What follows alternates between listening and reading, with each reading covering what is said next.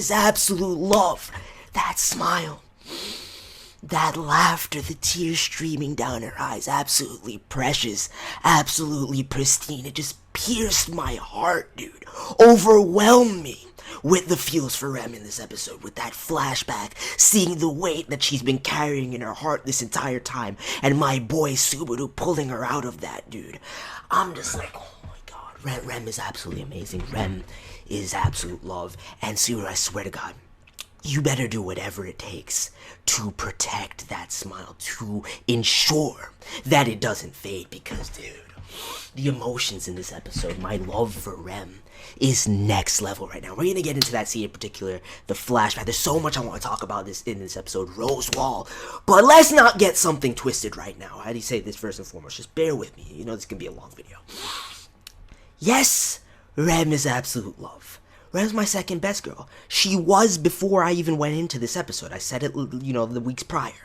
The only thing I can say right now is people have been trying me. People are like, yo, son, after this episode, Rem will surpass your goddess Emilia as your best girl.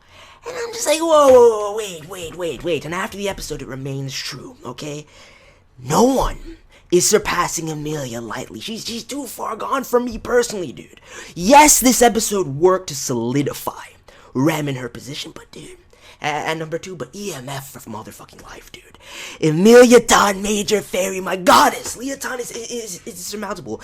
Even with the feels, and it almost had a romantic air to it, dude. Where I could see some people really starting to ship Rem and Subaru after that final scene. No, the smile that came to my face, even though the emotions were high, the dialogue and that dynamic in that scene was powerful. When I saw that last scene, after the crazy ROSWAAL mysteries, which we're going to get into in a second, I really have a lot to say about that. But when I saw him ask LIA-TAN for a date as recompense yet again, and she accepts that genuine happiness on my boy's face, dude. No one's transcending LIA-TAN, dude. Even with her straight up divine protection in this episode, if it weren't for her, first of all, the indirect assist from Puck and LIA-TAN with him using the dark magic and everything that he learned from his Shisho. And on top of that, he also had, forgot the exact name of it, dude, that particular Senzu Bean type effect thing, that fruit that LIA-TAN gave him to restore his magical prowess. So indirect assist there, and on top of that, you have the fact that she sent ROSWAAL, who comes raining hellfire down from the skies and incinerating and destroying the entirety of the Maju. Dude, while they were playing the fucking opening, oh my god, the insert of the opening there was beast, as well as this was the first episode where we did have a dirty ass cliffhanger, and I was able to sit down, enjoy Styx Helix, and see that beautiful scene at the end with Emilia. But with that said, EMF for life, even though Rem is solidified number 2, what the thing with this episode is that it's gonna be hard for any of my tier 3 girls to challenge Rem right now. Ram, Bayako, Elsa, it's going to be on. I know that once we get into this next arc, we'll most likely get even more amazing, incredible female characters. Maybe we'll see Felt yet again, which she's low tier for me right now. But the list will forever be shifting. But LIA-TAN is strongly number 1 for me. So, and dude, we're about to get into the much vaunted Arc 3 that people have been harping on about from the beginning of this fucking series. And I've been anticipating it heavily because it's supposed to destroy and warp and melt my brain. And I won't be able to take it because the wrecking will be too real. I'm fucking ready, dude. ReZero episode 11. I cannot wait to get into the next arc, but let's focus on what we get with this episode. First of all, I want to go and talk about that final scene between Rem and Subaru, because it holds so much emotion, so much of the weight of the episode, and really wraps up the progression of this arc so fucking well, dude. So I want to talk about that. We'll get into the flashback, and that'll be a great way to transition into my insights on ROSWAAL. So first of all, that smile, and when she was just like, you are fanatical like a demon, dude. The dialogue between the two of them, just seeing this whole time, and it's very much accentuated by the flashback, which we'll talk about in a second, where she just basically has this inferiority complex that she's maintained her entire life. Ram was above her. She placed Ram on this pedestal, and she hated herself because she believed that she was nothing, nothing but a hindrance to Ram, the rest of the demon clan, her mother and father, her family, and that she was holding Ram back, and if she didn't exist, Ram would have been what she was destined to be, this prodigy with 2 horns and everything like that. She hated and blamed herself for that, and she carried that weight around every day. She felt like she was nothing more, even at this stage, than a replacement for her sister, dude. I'm just like, god damn, dude. And seeing her yet again uttering those words when we flash back to the present right before the final confrontation with these Maju, the Lugarm, and she's basically like, no one else had to get hurt. And see these words just pulling her out of this mire where he's like, are you a fucking idiot? No, 3 heads are better than 1. Don't put this all on yourself. Going back to that final scene where she's like, I'm very weak. I may end up having to lean on you. And he's just like, don't worry about that. Of course, yeah, I have everybody has their faults, and everybody can't handle everything alone, dude. Just to see him take her hand, that wink, it was amazing, dude. It was absolutely beautiful for me. The Rem feels were next level, especially getting that true insight into how she truly feels. We always knew that she idolized and loved her sister Ram, but to see that a part of her, because of this weight that she was carrying around, this inferiority complex, despised her as well. And she carried around not even that, but this weight in her heart for the sin that she feels that she committed in that moment where her sister lost her horn. And you see that smile, and she's like, finally, it's gone. I was like, yo, I caught chills in that moment, because that is real. Even though she tried her hardest, and even though she resented herself, it even got amplified by the fact that deep down she couldn't shake the jealousy towards her sister. So I was just like, yo, that flashback sequence, I did not expect to get that. Seeing young Rem and Ram, yo, Ramji as a fucking kid is absolutely amazing. Rem was just love, dude. Just love seeing the Demon Clan village, just seeing how they were disparaged because of the irregularity of having these twins, how they grew up in their early life. Rem struggles to try and match the prodigious nature of her sister. I'm just like, son, this was well done. And then you see that shit just goes crazy. I love the cinematography during the flashback, dude. All these kind of weird overlays and stuff like that. And when you see the fire take root in the village, which is, this is where we get into the ROSWAAL stuff and where shit gets kind of crazy for me. Because we see that there's this kind of sect of individuals. At first, when you see the live reaction, and I want to say this right now, thank you guys so much for your support on the review and live reaction last week. It was amazing. I'm super grateful, and I hope we can continue that here. But anyway, I digress. I'm like, what is happening here? It seemed as though they were slaying off the Demon Clan, but at the same time, for a brief second, I'm like, wait, is that the Demon Clan that's doing this, trying to purge Rem and Ram finally? But then I'm like, no, it's not them. And then you see Ram going in amidst the flames, dude. Ram just looking onward, her sister trying to protect her. And I'm just like, yo, even in this episode that's filled with emotions, you still get that beast battle animation with Ram going in.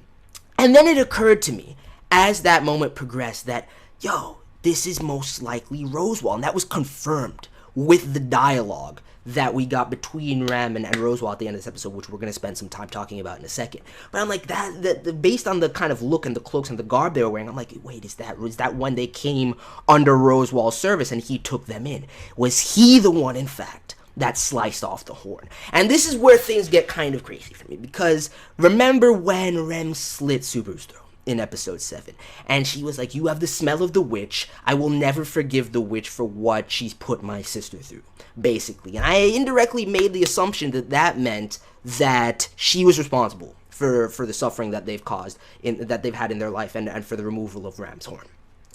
What if, and it seems especially with the dialogue between ROSWAAL and Rem, there's a level of understanding in the dynamic between them that Rem is not privy to. She has no knowledge of what's actually going on here and the dynamic between her sister and ROSWAAL.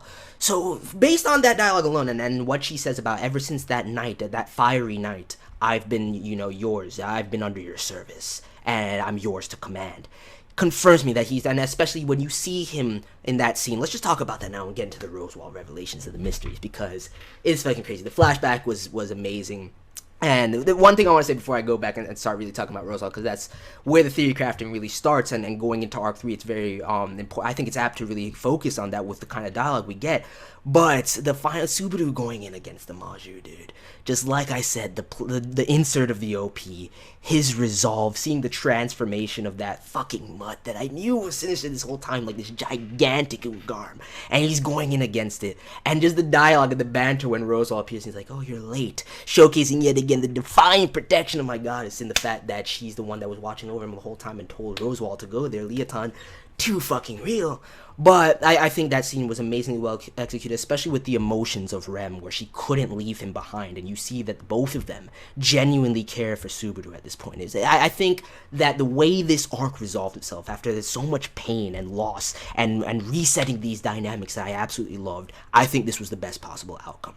But with that said, let's get back to the ROSWAAL scene. So, first of all, we see another creep scene with Ram sitting on his lap. He's touching the horn, where the horn used to be, and imbuing it with what seems to be like he's imbuing with energy and mana from himself into her. And if you remember what was said last week, what Ram was talking about last week about, hornless demons, and basically they can, if a demon loses both of their horns, they can't genuinely subsist. They won't have any access to magical power, and they will basically start to wither and decay. And so this whole entire time, ROSWAAL has been continuing to imbue her with his mana in order to keep her going, which showcases why she can only go for a certain amount of time, why her magical prowess is limited at this point, especially with her not being able to go, fully into her demon form anymore, lacking the horn. So basically, I wonder if that injection of mana gives ROSWAAL even more command over Ram and prompts an even more greater state of subservience. That could be a possibility, but for me, that confirms that ROSWAAL and that set that destroyed the Demon Clan village, for what reason, I have no idea, why they purged them, why he took Rem and Ram with him, and why he wanted her hornless. But basically, this dynamic between them, Ram, I guarantee you that Ram still genuinely cares about Rem. She's keeping her in the dark on this matter for her own safety. She's way more privy to ROSWAAL's endgame and what's actually going on here, and in some way he's keeping her in check as a result of that. But she seems genuinely to honor and actually have loyalty and fealty to her master, to ROSWAAL. So it's interesting. But then the line where they're talking about, which I said last week, the shade of that missing blue-haired girl, man, which she wasn't the one in charge. She's definitely subservient, and it was confirmed. So many things that I started to question and was calling and thinking about possibilities of came to fruition. I got my answers. The Maju were in fact under somebody's command. Yes, they have individual agency, but they weren't doing this of their own accord. They were under someone's command. I'm guessing it was that little girl and whoever she's subservient to. I don't know if it's because he mentions the Bow Hunter yet again.